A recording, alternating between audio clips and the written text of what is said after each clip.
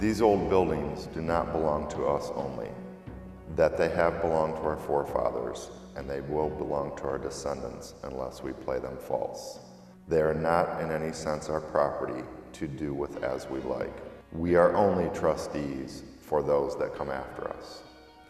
William Norris. Hello, fellow history buffs. Thanks for coming along as we explore some of the various historic resources to be found throughout the city of Bonita Springs. This particular stop along our guided virtual tour is the McSwain House, located at 27451 Old 41 Road. Under local ordinance, it's designated as historic by the city of Bonita Springs.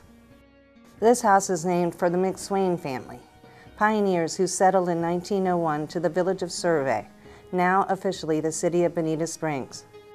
Joseph and wife Elizabeth McSwain had 8 children, 4 sons, Milton, known as Mitt, Clifford, Ansel, and Cullen, known as Cully, as well as 4 daughters, including Buella and Inez. The oldest daughter, Mary Lula, married pioneer J.W. Lyles in 1905. Then, 10 years later in 1915, the McSwain family built this house after their former home was swept away in a flood. And despite the fact that the most common mode of transportation at that time was by water, they chose this home site some distance away from the Imperial River on the dirt road called Heitman Avenue, later to become part of the Tamiami Trail. It would be 2 years later before this section of road between Naples and Fort Myers was even considered passable by car. Many years later, in the 1970s, the home was purchased by Hudon and Alice Humphreys. They had 2 children, Robert and Diane. Hudon was a respected pharmacist, and Alice was recognized as a renowned doll maker, artist, and collector. In fact, several of her pieces were sold at Christie's Fine Art Auction in New York City for a considerable amount of money. Very impressive indeed. In 2011, the Humphreys estate gifted the home to the Bonita Springs Historical Society to be preserved for its intrinsic historic value.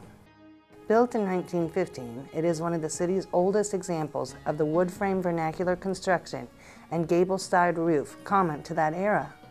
Beneath the contemporary vinyl siding, the exterior walls of the home are slip-lapped Florida pine boards.